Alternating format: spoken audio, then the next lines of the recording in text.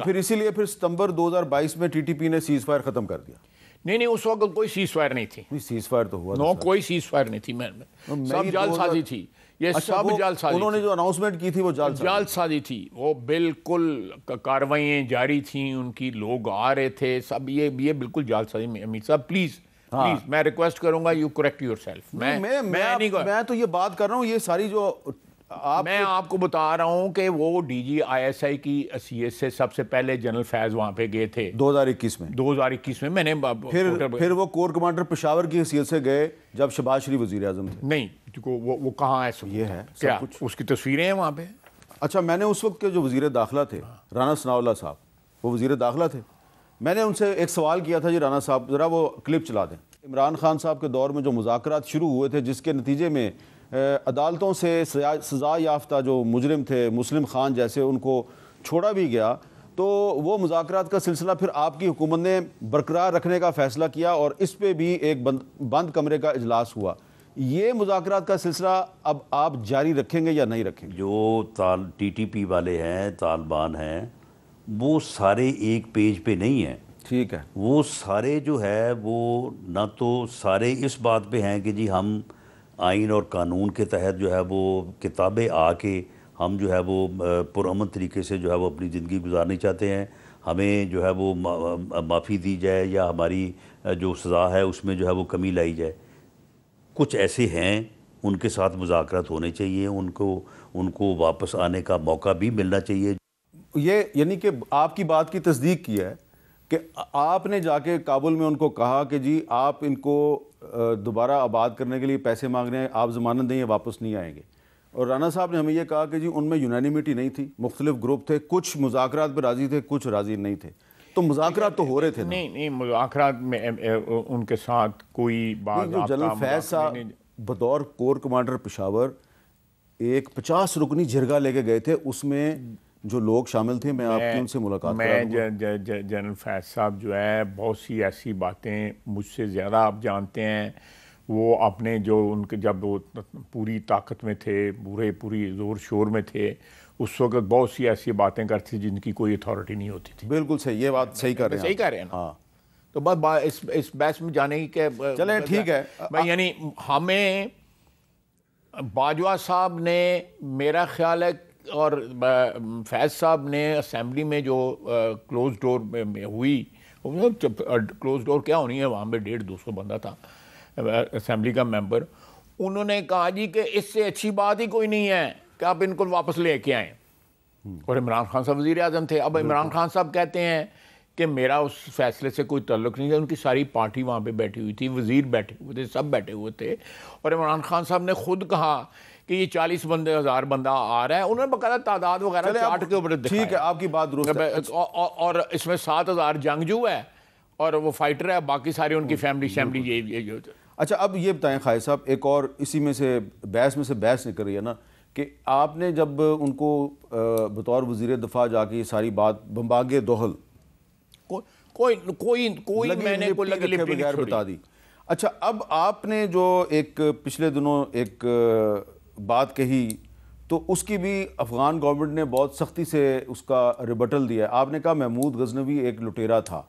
یہ اس کو لٹیرا کہنے کی وجہ کیا افغانستان اور پاکستان میں جو کشیدگی ہے؟ نہیں کوئی نہیں جی, میں تاریخ کا طالب علم ہوں. میں کوئی اتنا پڑھا لکھا آدمی نہیں ہوں, لیکن تاریخ کا مطالعہ میں نے کیا ہوا ہے. آپ کتابیں پڑھتے رہتے ہیں. اس میں افغانستان کے ساتھ جو ہمارے تعلقات میں کشیدگی ہیں اس کا قطعی طور پہ اس کا کچھ. اچھا, پھر اس کی کوئی وجہ بتائیں گے کہ آپ نے اچانک. میرا ایک کومنٹ ہے, ایک تاریخی شخصیت ہیں, ان کے اوپر لوگ منفی کومنٹ بھی کرتے ہیں اور لوگ جو ہیں مثبت کومنٹ بھی کرتے ہیں. تاریخ کے واقعات جو ہوتے ہیں آپ کو پہلے دیکھنا چاہتا ہے یہ کتاب کس نے لکھی ہے, یہ کتاب کس وقت لکھی گئی, اس کا کانٹیکسٹ کیا تھا. کتاب لکھنے والا جو ہے کوئی درباری تھا اس وقت, اس نے تعریف کر دی. میں جنرل بات کر رہا ہوں, میں اس واقعے کی بات نہیں کر رہا.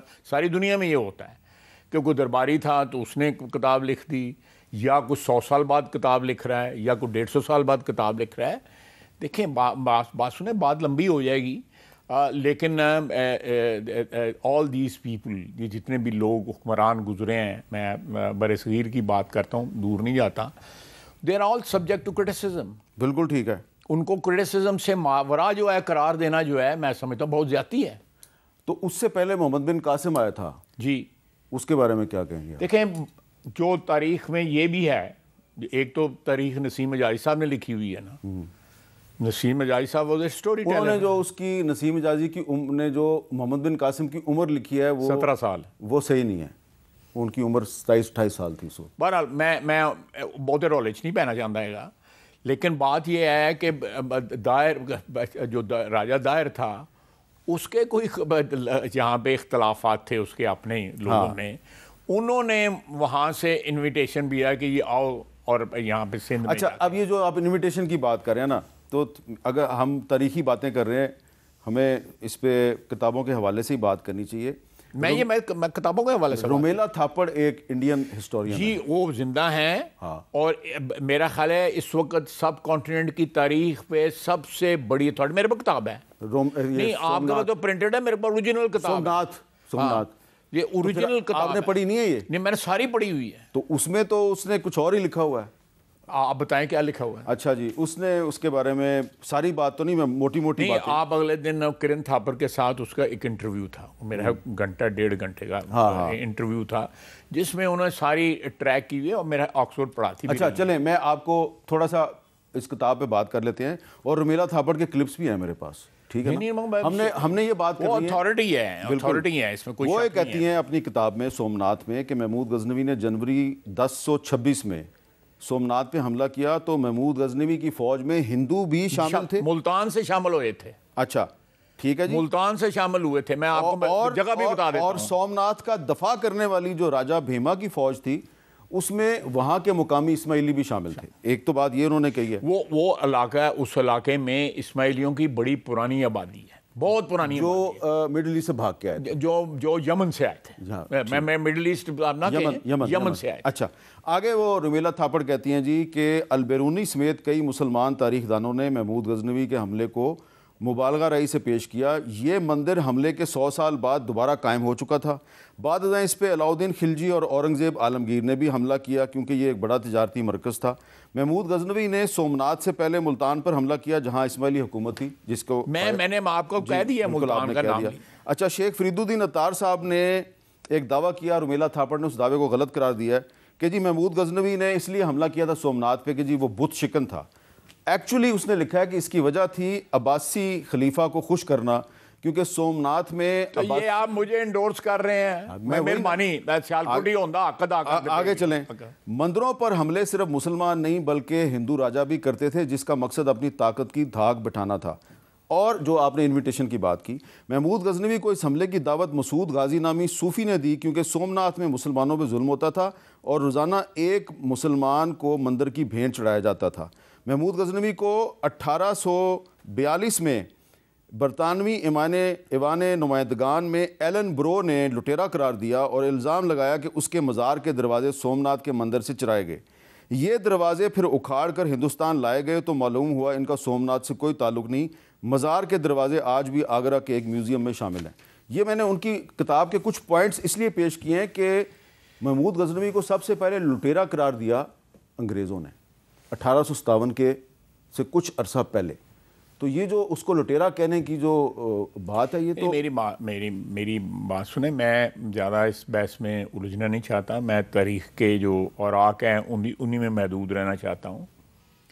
مجھے یہ بتائیں کہ 11ویں صدی سے یا 10ویں صدی کا 11ویں صدی مور وہی ہے کہ جتنے لوگ وہاں سے آئے, چاہے وہ ایبک تھے یا التمش تھے یا رضیہ سلطانہ تھی یا اس کے بعد خلجی تھے, تغلق تھے, لودھی تھے, مغل تھے, ایک تو یہ ترک تھے. ہاں, یہ آئے, یہ یہاں پہ بس گئے, انہوں نے اس علاقے کی اونرشپ لی, یہاں پہ سلطنتیں قائم کیں, یہاں پہ مسلمان ہوئے لوگوں نے اسلام قبول کیا. اسلام ایک میجر ریلیجن اس سارے خطے کا بن گیا. بنگال سے لے کے راس کماری سے لے کے جو ہے ویسٹرن جو ہمارا بر صغیر کا حصہ ہے وہاں تک جو ہے. مجھے یہ بتائیں کہ ایک شخص جو ہے جو 17 دفعہ آتا ہے پھیرا لاندہ ہے تو واپس چلا جاتا ہے, تو اس کو آپ کس نام سے یاد کریں گے؟ اس نے کچھ یہاں پہ آ کے جو ہے اب یہ کہنا کہ جی جس طرح وہ کہتے ہیں کہ وہ جی سندھ میں جو ہے کسی خواتین جو ہیں وہ شپ جا رہا تھا، نسیم حجازی کی یہ سٹوری ہے کہ وہ جا رہا تھا کہ جی تو انہوں نے پکارا اور بغداد سے حجاج بن یوسف نے اپنے بھتیجے کو یا بھانجے کو وہاں سے بچایا جس کی 17 سال عمر تھی. بعد میں وہ سلیمان بن عبد المالک کے پورے دور میں قید رہا اور قید میں مر گیا. وہ تو محمد بن قاسم جو ہے وہ بالکل صحیح آپ کہہ رہے ہیں، یہ میں صحیح کہہ رہا ہوں، صحیح آپ کہہ رہے ہیں. لیکن اس میں بھی دیکھیں یہ سارا کچھ جو ہوا یہ ولید بن عبد المالک کے دور میں ہوا. یہ جو میں تاریخ آپ کو بتا رہا ہوں محمد بن قاسم کی بتا رہا ہوں، اس کا جب بھائی سلیمان عبد المالک نے جب ٹیک اوور کیا یہ ساری کی ساری لوگ جو ہے ایلیمنیٹ. اور موسیٰ بن نصیر جو ہے وہ بیچارہ جو ہے قسم پرسی کی حالت میں جو ہے فوت ہو گیا.